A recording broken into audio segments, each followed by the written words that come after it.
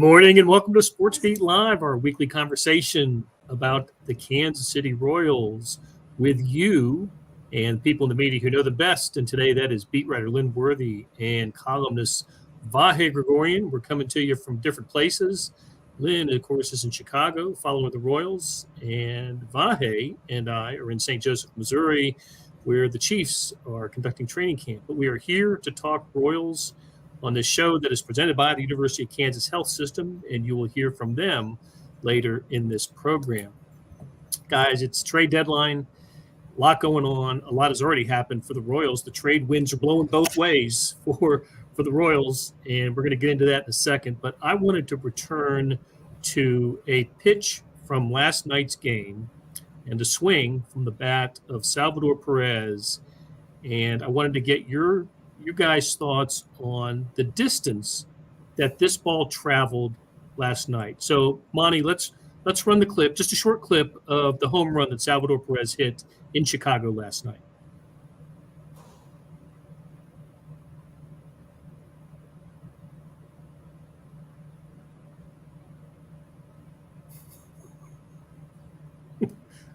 I'd say he got all of that one, Lynn. When they have to pan the camera up because they widened it as much as they could and then still missed it, then yeah, that means it went pretty far usually. Go ahead. Well, I was going to say it went 452 feet according to the Chicago White Sox, but that's what I want to talk about. So what do you got, Vahe? Well, just this. It reminded me off the bat of a ball that one Michael Jack Schmidt hit in the dome in Houston. That hit a speaker nobody knew was there up in the upper tier, and I think it was ruled a ground rule home run. I don't exactly remember how that played out, but at first glimpse on the camera view, you see it just going up. I mean, you don't realize it's going that far back. And I don't know, Lynn, you I'm sure know more about how that metric is calculated than I do, but it seems like it might have been longer than that. It was disputed by many last night. I can tell you that.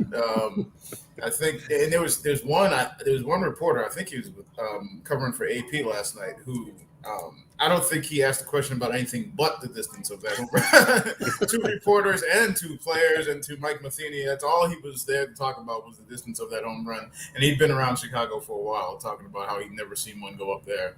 I think, I'm pretty sure. Well, I know Matheny was asked, and he said he didn't remember seeing one ever go up there.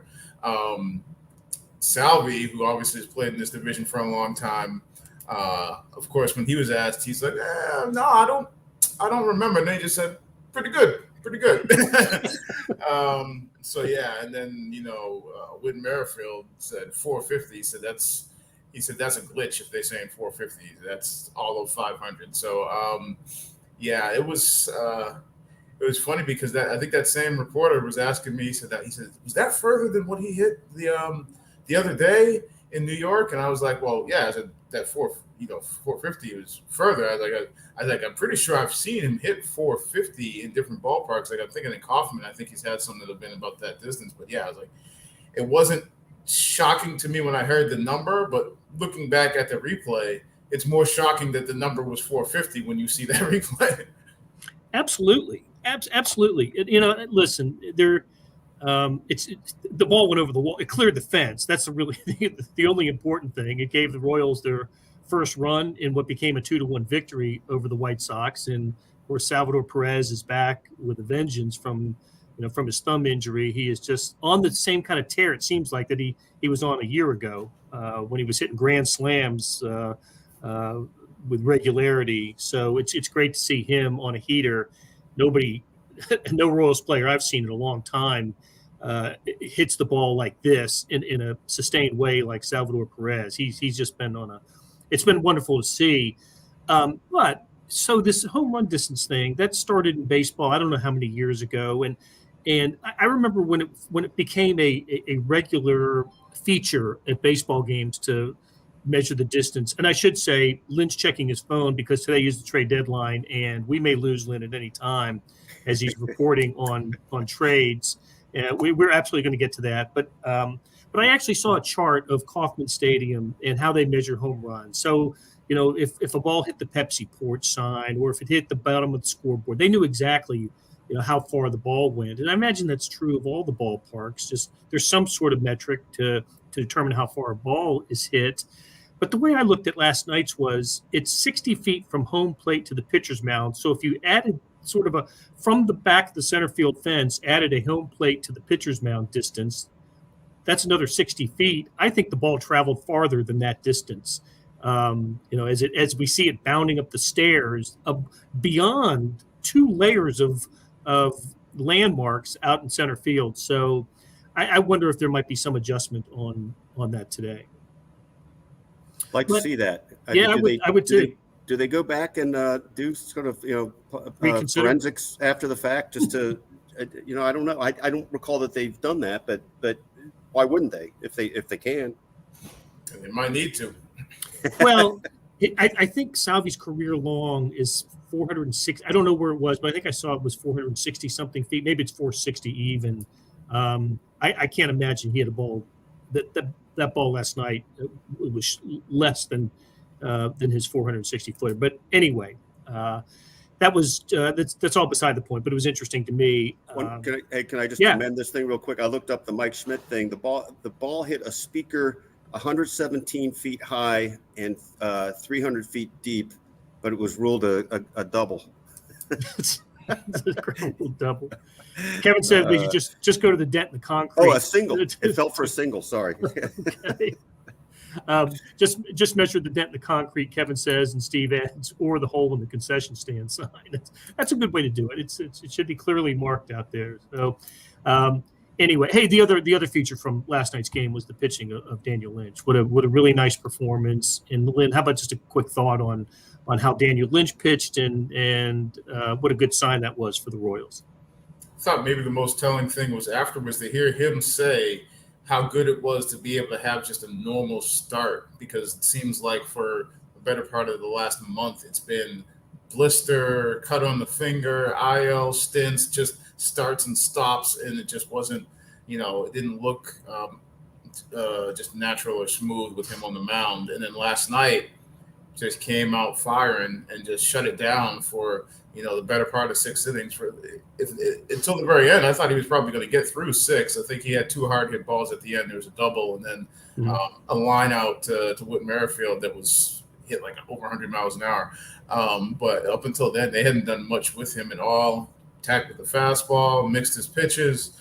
That was sort of what we had thought, coming into this season, like this might be what this guy is on a regular basis. And so, like I say, I thought just to hear him say it was cool to have a normal start, a regular outing with these guys. I thought that maybe said it all. Okay, trade deadline today, and the Royals have already picked up a couple of pitchers in the last 48 hours. Luke Weaver traded for Emmanuel Rivera. Traded Emmanuel Rivera to the Diamondbacks, and the Royals get a right-handed pitcher in Luke Weaver. Interesting guy, interesting numbers for Luke Weaver. And when I mentioned at the top of the show that the trade winds are blowing both ways, this was unusual to lose a rookie who had shown some promise, I thought, and I thought maybe was a candidate for third baseman of the future for the Royals, for a pitcher who's been in the bigs for several years. And what do you think is behind this one, Lynn? Well, the first thing that came to my mind, and we talked to J.J. Piccolo briefly yesterday after the trade, and he didn't shoot it down. He didn't confirm it, but he didn't shoot it down. The first thing that came to my mind was that you're adding bullpen pieces because you might be moving somebody at this deadline today. And you don't. And the bullpen has had its struggles this season. So if you're going to move one of your top guys, you can't just have nothing to slot in there other than what you got in the minors right now that either is down there for a reason, one reason or another, either not ready or has things to work on. So, and when JJ says, well, if we feel like we find something that makes sense that we're protected, to me, that says, that's on the table, that they might move one of their guys, whether that's Barlow, whether that's Stalmont, somebody like that. And now you've got another person to slide right into the bullpen. So that was the first thing that came to my mind with that. And we've heard, obviously, there's been reports, rumors that, whether it's Stalmont or Barlow, or maybe they get in package with one of the other guys, that those could be some of the deals that are floating out there today by 5 p.m. Central.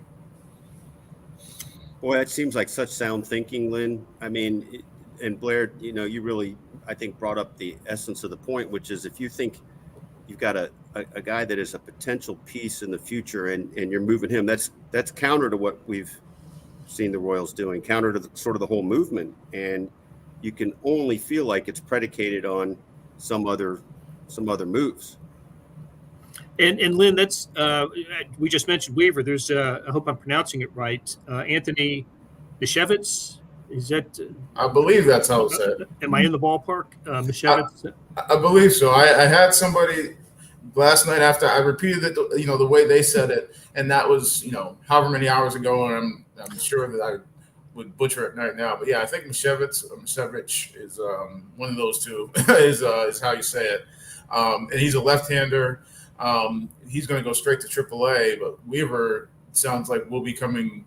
If he's not already in Chicago, he's going to be on his way. I think he wasn't coming from far away. I think they were in, I want to say Cleveland, or somewhere, maybe Ohio. Maybe I'm not sure if it's Cleveland, Cincinnati, but somewhere not too far, I believe. So he'll be able to make the trip soon, and then they'll have to make a roster move. Assuming that roster move isn't a trade. But yeah, so he's going to be here. And it was interesting that it sounded as though he's a guy that they've had their eyes on for a while. And actually Mike Matheny has familiarity with because he was drafted by St. Louis. And he was actually part of the Goldschmidt trade. So he'd been with the Cardinals.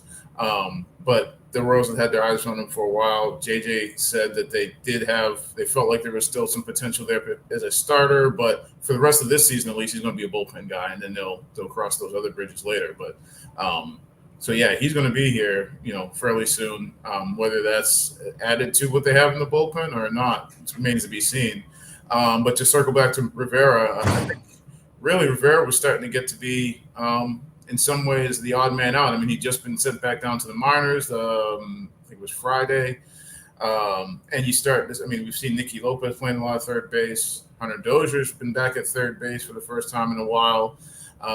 When you had Toronto and you had all the youngsters up there, Michael Massey, who was a Gold Glove winner for the minor leagues at second base, got a start at third base.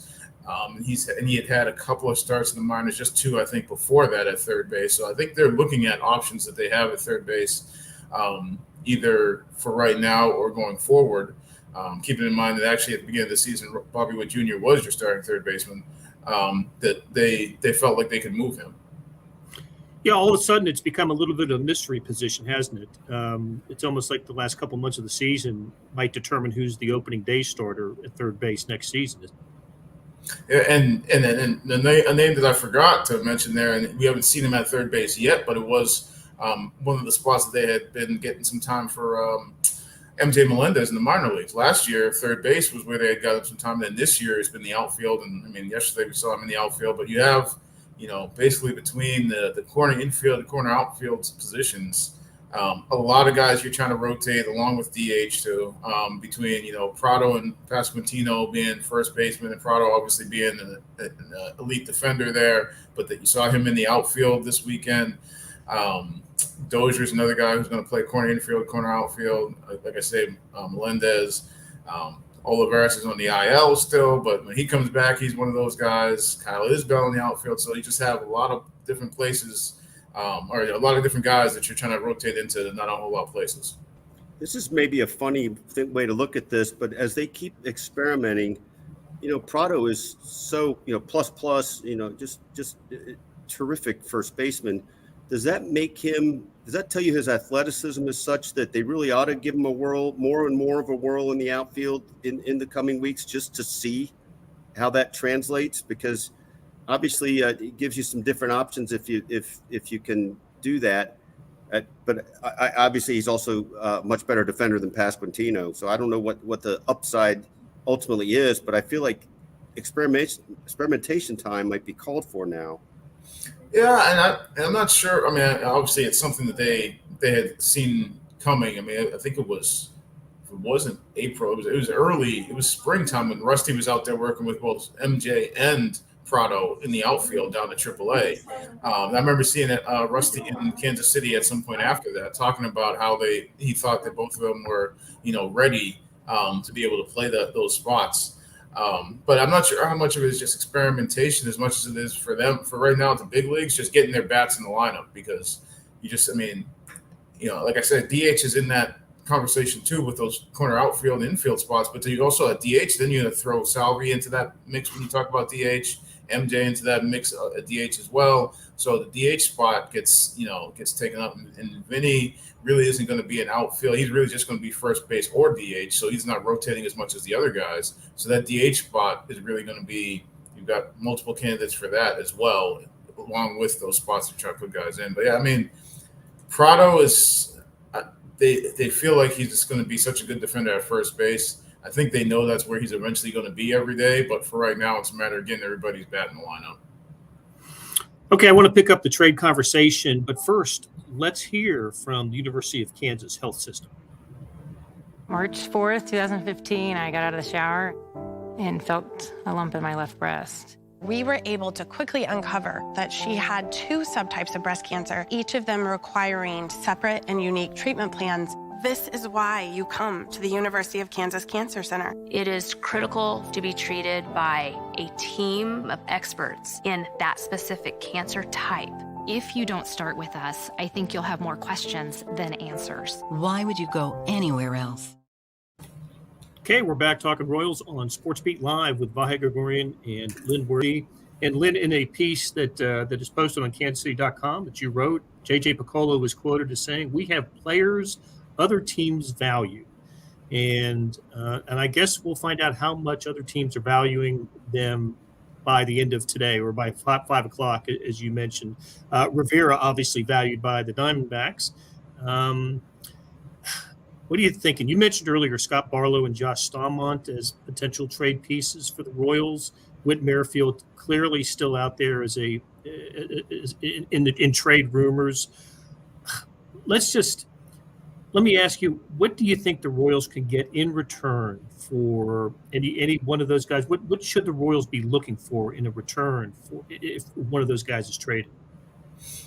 Well, I think that's that's going to be, that it will be the determining factor because, to hear JJ say that, again, there's guys that they feel like teams have interest in, but when he says things like, well, we'll find out how much interest and we'll see how serious things get, that's basically like, in my mind at least, they need to come to the table with something, with a real offer. Otherwise, we're happy holding on to him is basically what he's telling you.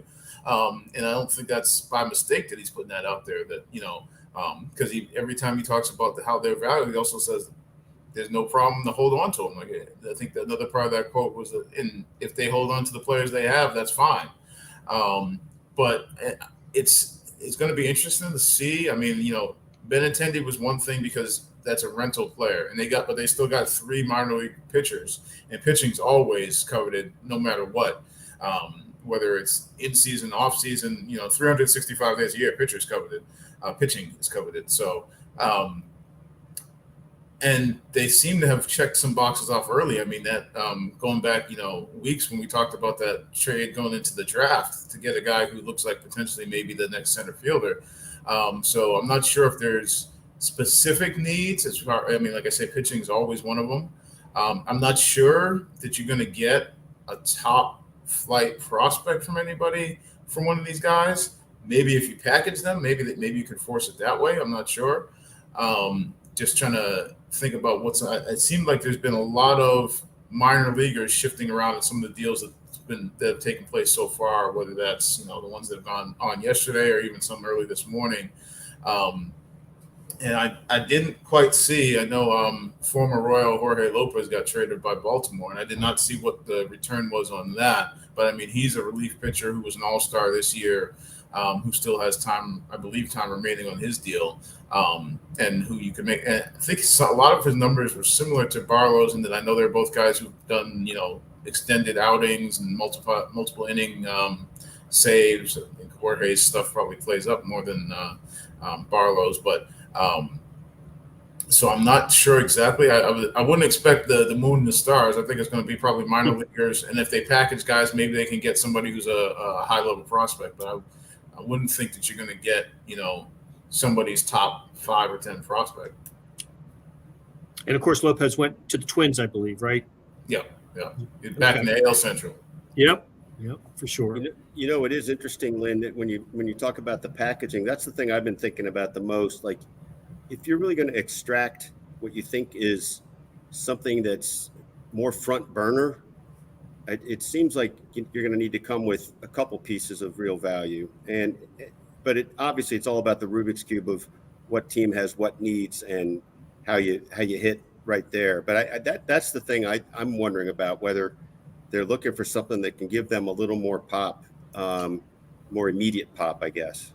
Yeah, and I think one of the things, like, you hear from, whether it's people on social media or just fans or talk shows and whatnot, about like, why hadn't they traded some of these guys already? Like, some people point to Witt and say, well, they could have gotten more from him in the past. Well, and it's hard to verify, but I know for a fact the Royals' position on that is that they felt like what they would have gotten back in the past wouldn't have been significantly better than what they had in the minor league system at that time. So you're talking about the guys like, Kyle Isbell or Khalil Lee or somebody like if they were going to trade Witt a couple years ago, it would have been for somebody better than that. And they didn't feel like they had that offer on the table.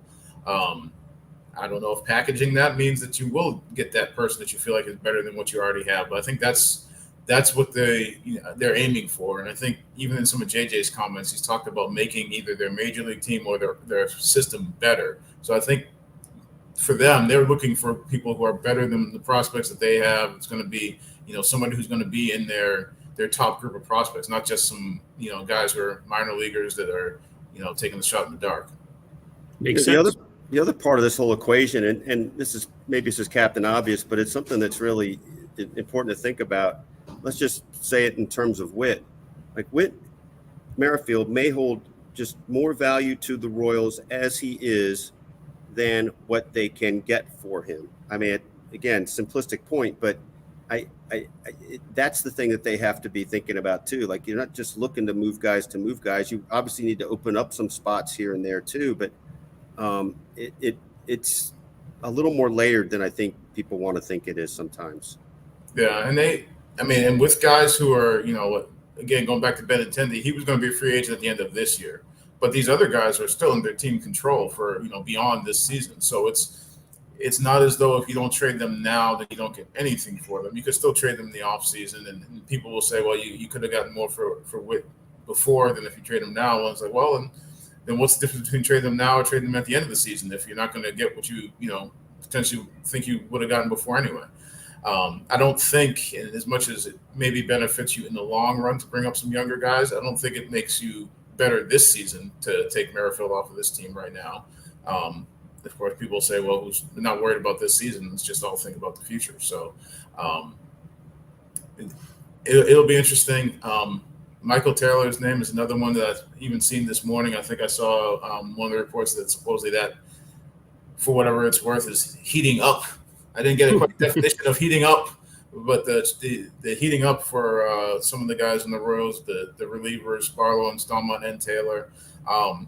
Taylor is interesting because I think I've said before, I almost looked at that Drew Waters trade as a sign that Taylor might be here for a little while, because it sounded like Drew Waters, they pretty much came out and said he's not quite ready yet. They think he's got the potential, but they want to work with him in the minors and with their hitting development people, which means he's not a guy that can step in right now. Or at least that's how it sounded. Maybe they change their mind if they get the right deal. I don't know. Well, two things for sure. If Whit Merrifield's traded today, he will have gone out on a high note, the home run that put the Royals ahead for good last night. And actually gave him a 2-0 lead, right? And ended up winning 2-1. And then if something does happen, it'll occur while Lynn is in transit to the stadium, and the mad scramble will be on. That's just how it works in our world.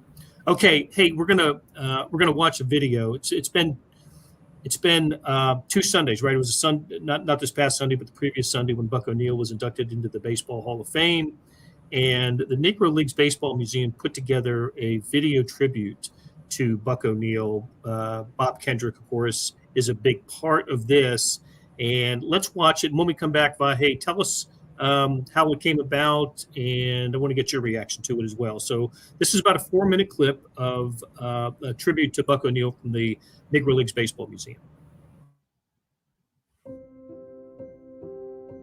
The charm, the charisma, the gentle spirit. Whoever had the opportunity to meet Buck O'Neil. Good to be around you, man. Hey, you still feel good. No, I just know when to flex, so you can touch that flex. The lives were likely changed from a chance encounter with this great ambassador.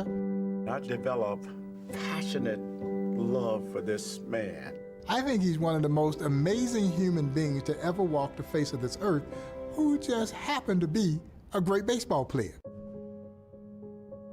Buck O'Neil was a tremendous first baseman for the legendary Kansas City Monarchs. He became a great leader of men, which is why he became such a successful player manager with the Monarchs. After his Monarchs playing career ended, Buck O'Neil would move into Major League Baseball as a scout. He is credited with having signed Ernie Banks to become the Cubs' first black player. He also signed Lou Brock with the Chicago Cubs, Lee Arthur Smith to his first professional contract with the Cubs. So Buck has 3 Hall of Famers that he signed. And while he didn't sign Hall of Famer Billy Williams, he is credited for having kept Mr. Williams in the game, because Billy Williams had quit the Cubs and gone home, and who did the Cubs send to go get him? Buck O'Neil. And Mr. Williams will be the first to tell you that he owes his Hall of Fame career to one Buck O'Neil. And then Buck would then become the first African-American coach in Major League Baseball history, 1962, with the Chicago Cubs. You can feel his spirit when you come here to the Negro Leagues Baseball Museum. There would not be a Negro Leagues Baseball Museum if it was not for the tireless leadership of Buck O'Neil. I affectionately call the Negro Leagues Baseball Museum the house that Buck built. Back in 2006, when we were waiting on the announcement to see if Buck was going to be one of that group of Negro League players who were being voted on who would be inducted into the National Baseball Hall of Fame. He missed by 1 vote. I was just devastated. Who handled it better than everyone? Buck O'Neil. Buck O'Neil would push aside his disappointment, go to Cooperstown, deliver this impassioned speech on behalf of 17 others who had gotten in, but all of them were dead. And who became their voice? Negro League Baseball. All you needed was a bus, and a couple of sets of uniforms. You could have 20 of the best athletes that ever lived. And that's who we are representing here today. And I say that it was one of the most selfless acts in American sports history. Whoever's next to you, hold a hand. Come on, you Hall of Famers. Hold hands. All you people out there, hold hands. I want you to sing after me. The greatest thing in all of my life is loving you. A little over 2 months later, The greatest thing my friend in all of my life passed away himself. is loving you. As he would call Cooperstown the Valley. You just kind of got an idea that the valley will be lit up with the spirit of Buck O'Neil when he does finally receive the official induction into a place that he loved, the National Baseball Hall of Fame.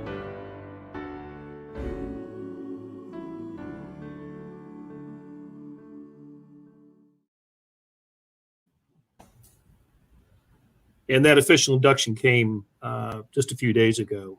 So well done by the Negro Leagues Baseball Museum and Bob Kendrick, Vahe.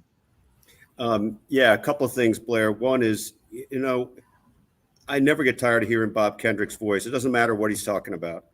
And it just now I was thinking about the soundtracks of our life in sports. And I think anything from John Facenda to Kevin Harlan to Vin Scully to Bob Kendrick, right? I mean, it's just melodic. And the video itself, what's extra interesting about that is it was produced with some help from MLB.com, and it was supposed to be played during the National Baseball Hall of Fame ceremony. And it would have given Bob some voice and more presence at the ceremony itself, which, as we know, was lovely and great, and had a really sweet family tribute to Buck from Angela Terry, Buck's niece. But for those of us who've followed the story of Buck and the Negro Leagues Baseball Museum closely, I think there was a dimension missing by not having the full context of the breadth and depth of his career, and of course the punctuation marks of what the Negro Leagues Baseball Museum has meant. So this would have added a nice tone and touch to the ceremony.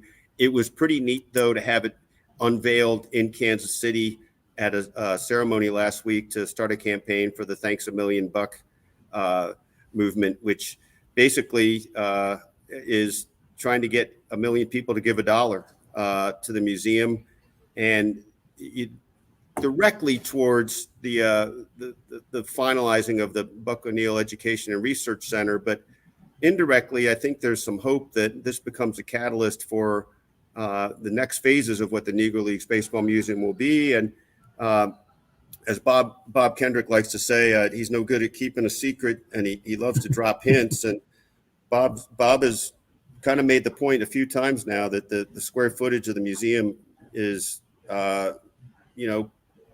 not what it might need to be. And I think we can expect some discussion and exploration in the months to come of a new museum itself. How about that? All right. That is something to keep a close eye on as the weeks unfold. But when it comes to the Royals and the trade deadline, that's something to keep an eye on every minute. And Lynn Worthy will be doing that today for the Kansas City Star. So Lynn and Vahe, thanks so much, guys, for today's conversation. Big thanks to Monty Davis for putting together the show and the clips and all that he does for SportsBeat Live. And thanks to our sponsor, the University of Kansas Health System. Thanks to our audience for watching and weighing in today. So we'll be back next week, 10 o'clock on Tuesday morning, talking Royals. We'll also be on later today, 2:30 p.m., talking Chiefs from training camp. Join us for that as well. So, guys, have a great day.